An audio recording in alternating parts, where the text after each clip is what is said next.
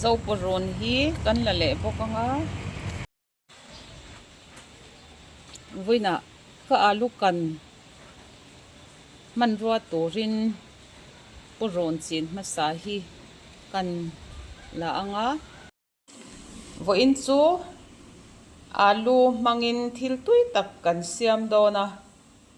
chawhmeh a rin theih naupang tiffin ah pawh puitling tan pawh tiffin a man theih tur kan siam dawn ani alu artui purun sen hnah rawn hmui zo purun chuan purun sen mosola lampangah chuan enge ni sawthing dip chuan ai eng chili powder marcha ro le chi kha zong kha ania tuna chuan grinder ah kan lo dah tawng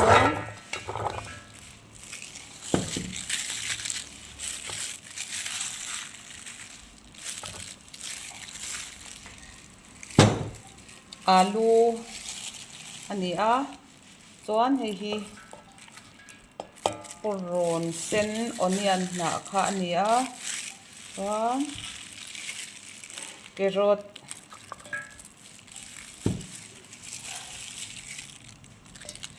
purun sen rawn hmui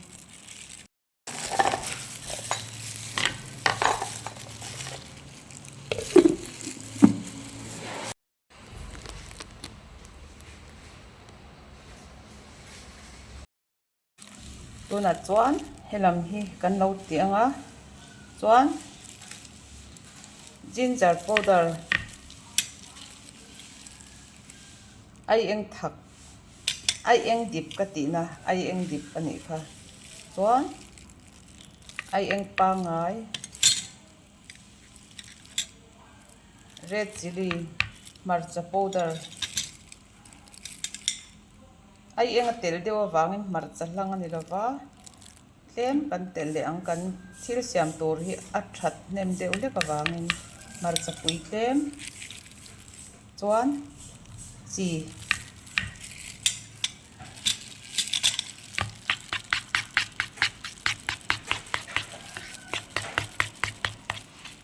alu tuk hi thil reng reng chu han hlau khawti langin chi te chu ei tam lo tuk hi om lova ma se a al lo chu a tui si lova aldan tok thiam hi ngai via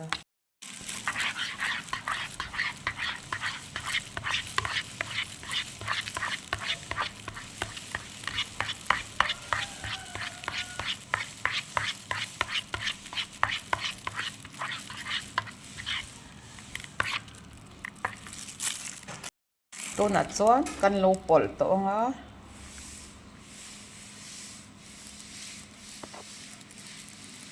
artui le thil dang kha ania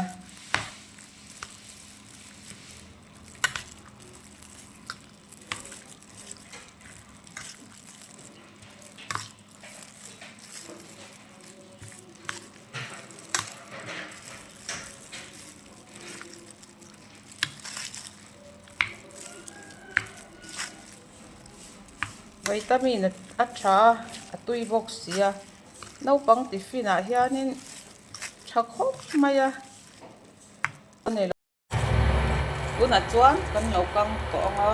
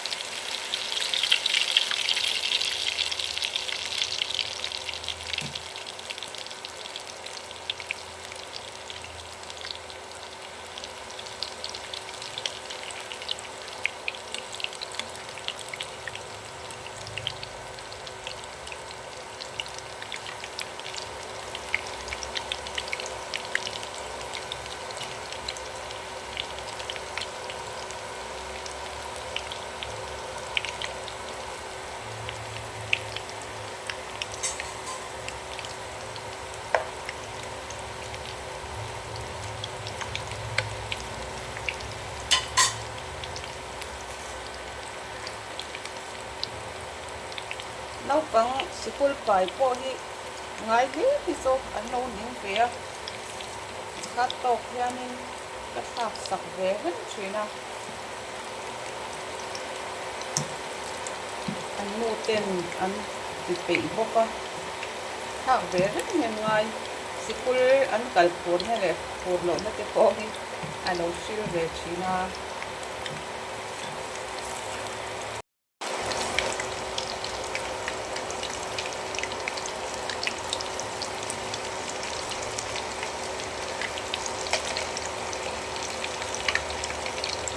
alu le artui rim nam hi chu naupang hian an duh tlar pui ka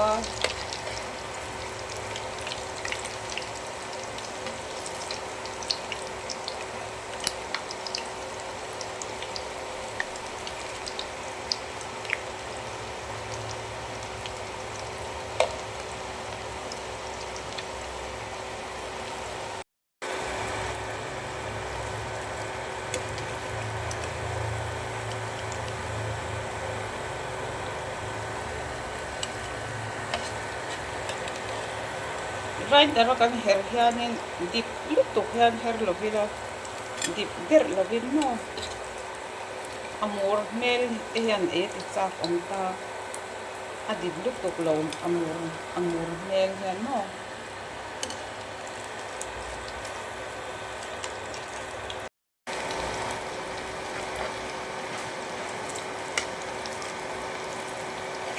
amin ma wangin her dip ane wang khanin meisa kha poi telova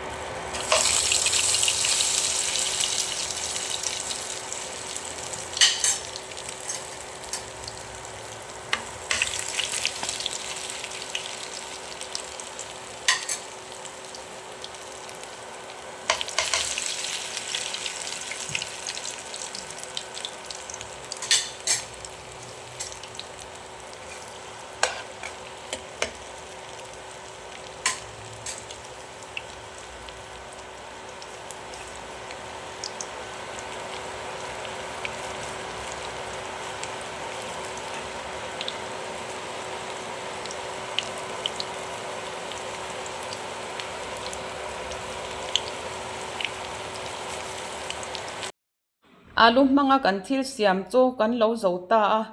naupangin tiffin a pai an duh khawp mai a puitling tan pawh a tui a chawhmeh a tan pawh a tui bawk ani lo siam ve ula a thak lam te hi chu thak ngam vak lo kha chuan hmarcha kha tel lo mai tur ani a her rem thei vek ani a mix hemi a chaw pawlh hi chu angai reng thei thowa hmarcha vel chau kha thak ngam le ngam lo tu a zirin ti tamati lo thleng khanin a ti vek thei ani a video te ka channel te min lo hlut sak tu te zong zong chunga lawm thu ka soya kamamo te engemaw min lo pe thin tu te chunga lawm thu ka soya nangni pawh in tui zonga pathian mel somna lo dong zel turin du sakna ka hlan ngal bawk chu ni e